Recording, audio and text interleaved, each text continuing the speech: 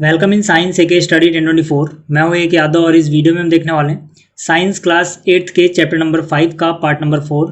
Chapter का नाम है कोल एंड पेट्रोलियम और इसके प्रीवियस पार्ट यानी पार्ट नंबर 3 में हमने ये 3 टॉपिक कवर किए थे। तो अगर आपने ये वीडियो नहीं देखी है और इसके अलावा चैप्टर 1 से लेकर 4 तक की वीडियोस अपलोड मैं कर चुका हूँ, आपने ये वीडियो भी नहीं देखी है तो इन सबकी फुल प्लेलिस्ट का लिंक आपको इस वीडियो के डिस्क्रिप्शन में मिल जाएगा, वहाँ से आप इनको देख सकते हैं। और इसके अलावा अगर आप मैथ्स की वीडियोस देखना चाहते हैं तो हमारा मैथ्स का चैनल है के स्टडी 1024। यहाँ पर जब आप जाओगे तो होम सेक्शन पे सबसे ऊपर आपको क्लास 8th मैथ्स की चैप्टर वाइज प्लेलिस्ट मिल जाएंगी, वहाँ से आप इनको देख सकते हो। तो अब बात करते हैं कि इस वीडियो में हम क्या देखेंगे। तो इस वीडियो में हम स्टडी करेंगे फॉसिल फ्यूल्स के बारे में, उसके बाद हम देखेंगे नेचुरल गैस क्या होती है, उसके बाद हम देखेंगे हमारे पास क्या टिप्स हैं ताकि हम पेट्रोल एंड डीजल को सेव कर सकें। ठीक है, तो शुरू करते हैं पहले फॉसिल फ्यूल से।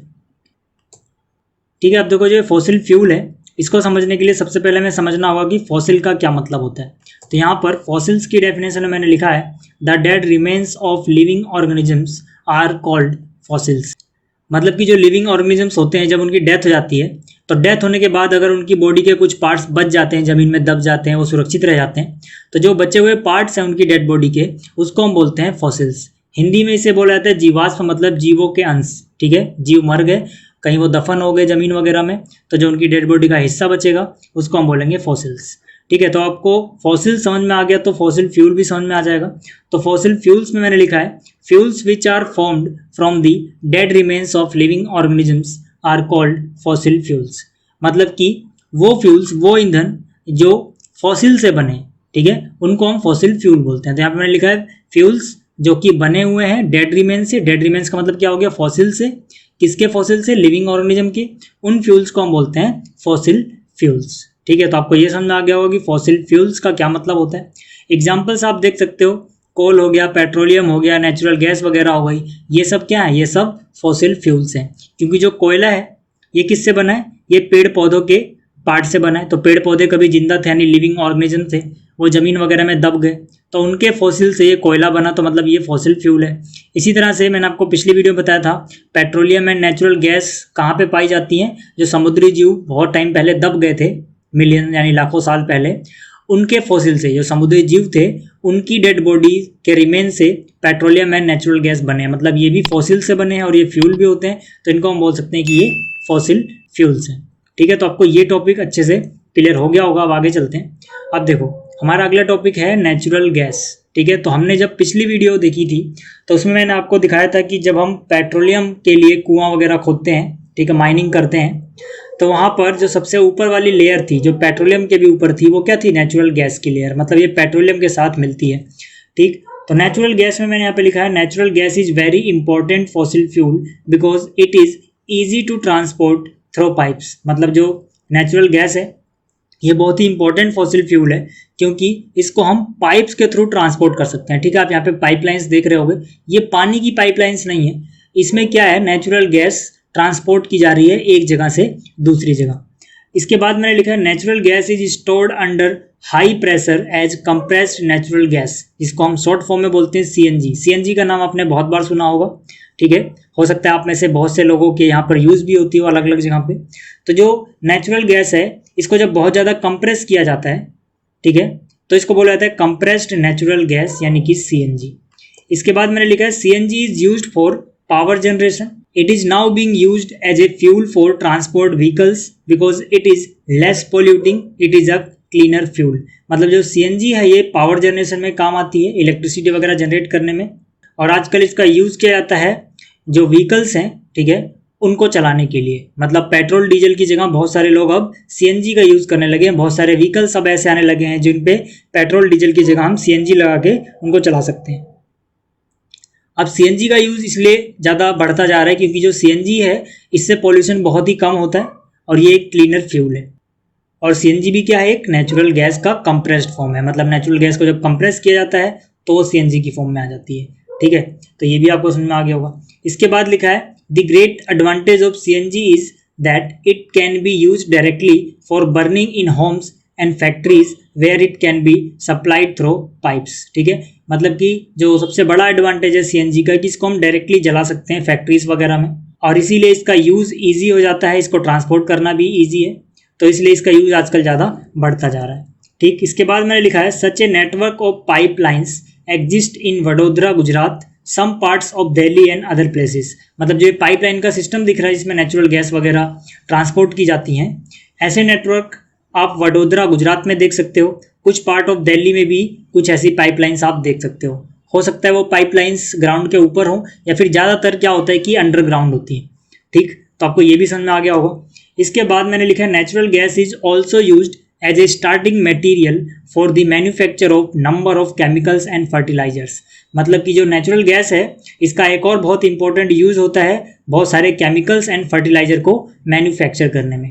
ठीक, इसके बाद मैंने लिखा India has vast reserves of natural gas. मतलब इंडिया के पास बहुत सारे भंडार हैं नेचुरल गैस के। In our country natural gas has been found in Tripura, Rajasthan, Maharashtra and in Krishna Godavari delta.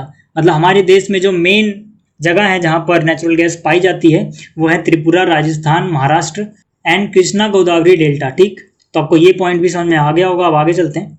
अब देखो आपके एनसीईआरटी में एक क्वेश्चन पूछा गया है, ठीक है, जिसमें जो बूजो है, ठीक है, ये क्वेश्चन करता है can coal, petroleum and natural gas be prepared in the laboratory from death organisms. मतलब कि क्या कोयला, पेट्रोलियम या फिर नेचुरल गैस वगैरह जो ये हैं इनको हम लेबोरेटरी में तैयार कर सकते हैं डेड ऑर्गेनिज्म से, क्योंकि ये डेड ऑर्गेनिज्म से ही बने हुए हैं, तो क्या हम इनको तैयार कर पाएंगे? तो इसका आंसर है no, their formation is very slow process and condition for their formation can not be created in laboratory. मतलब कि हम ऐसा नहीं कर सकते हैं क्योंकि जो ये फॉर्म होते हैं डेड रिमेन से, इनको फॉर्म होने में लाखों साल लग जाते हैं। मतलब ये बहुत ही स्लो प्रोसेस है। ठीक है, तो ना हमारे पास इतना टाइम है और ना ही हम वो कंडीशन बना सकते हैं जो इनको फॉर्म होने के लिए ज़रूरी है। तो मतलब कि लेबोरेटरी में हम इन सब चीज़ों को तैयार नहीं कर सकते हैं। ठीक, तो आपको ये भी समझ में आ गया होगा। अब देखो इसके बाद है tips to save petrol and diesel. मतलब कि हम किस तरह से पेट्रोल एंड डीजल को सेव कर सकते हैं, क्योंकि अगर हम इनका बिना सोचे समझे यूज़ करते रहेंगे ऐसे ही तो इनसे हमारे दो नुकसान होंगे। पहला नुकसान तो ये होगा कि ये कुछ दिनों में ख़त्म हो जाएंगे, तो आने वाली पीढ़ियों को ये नहीं मिल पाएंगे। दूसरा नुकसान ये है कि इनका अंधाधुंध जो यूज़ हो रहा है उससे पॉल्यूशन भी क्रिएट होता है।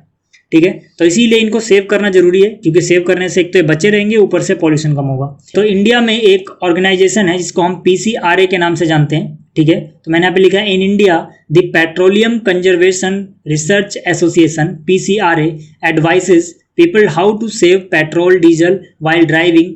मतलब कि जो PCRA नाम की एक ऑर्गेनाइजेशन है ये हमें कुछ एडवाइस देती है, कुछ टिप्स देती है कि हम पेट्रोल एंड डीजल को किस तरह से बचा सकते हैं। ठीक है, देयर टिप्स आर, इनकी टिप्स क्या क्या है देखो। सबसे पहली टिप है drive at constant and moderate speed as far as possible.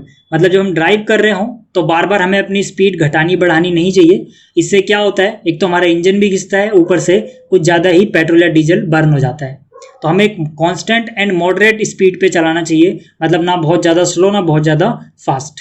ठीक है, इससे क्या होता है एवरेज ज़्यादा आती है। आप कोई सा भी व्हीकल चला रहे होगे, अगर आप उसको कांस्टेंट एंड मॉडरेट स्पीड पे चलाओगे तो वहाँ पर फ्यूल एफिशिएंसी बढ़ जाएगी।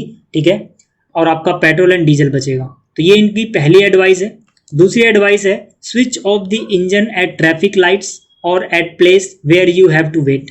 मतलब कि जब भी आप ड्राइविंग कर रहे हो रोड पे और आप रेड लाइट या ट्रैफिक लाइट वगैरह पे रुके हुए हो तो आपको गाड़ी का इंजन ऑफ कर देना चाहिए। होता क्या है कि मान लीजिए 1 मिनट या 1.5 मिनट की रेड लाइट है, तो बहुत लोग क्या करते हैं कि वो इंजन चालू करके रखते हैं। तो इससे क्या हो रहा है कि फ्यूल उनका बेकार में ही बर्न हो रहा है। एक तो पॉल्यूशन क्रिएट हो रहा है, ऊपर से डीजल एंड पेट्रोल जो भी वो फ्यूल यूज़ कर रहे हैं वो भी खत्म हो रहा है। तो हमें क्या करना चाहिए, जहाँ भी हम वेट कर रहे हैं या फिर हम ट्रैफिक में फंसे हुए हैं, ठीक है, अगर हम देख रहे हैं कि बहुत देर तक ऐसे ही फंसे रहेंगे तो हमें अपनी गाड़ी वगैरह ऑफ कर देना चाहिए, इंजन ऑफ कर देना चाहिए। ठीक है, तो इनकी दूसरी एडवाइस थी। इनकी अगली एडवाइसेस हैं ensure correct tyre pressure and ensure regular maintenance of the vehicle.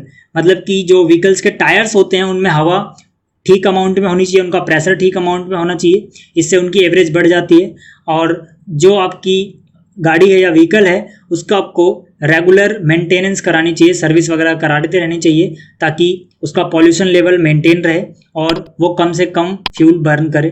ठीक है, तो ये सारी इनकी एडवाइस हैं जिससे हम सेव कर सकते हैं पेट्रोल एंड डीजल को, और इन एडवाइस को हम सबको फॉलो भी करना चाहिए। ठीक है, तो इस वीडियो में इतना ही। तो ये चैप्टर यहाँ पे एंड होता है। अगली वीडियो में हम देखेंगे इसके क्वेश्चन आंसर, और अगर आप फुल प्ले लिस्ट देखना चाहते हैं तो यहाँ से क्लिक करके देख सकते हैं, और अगर इस चैनल को सब्सक्राइब करना चाहते हैं तो इस आइकन पे क्लिक करके कर सकते हैं। थैंक्स फॉर वॉचिंग, जल्दी मिलते हैं अगली वीडियो में।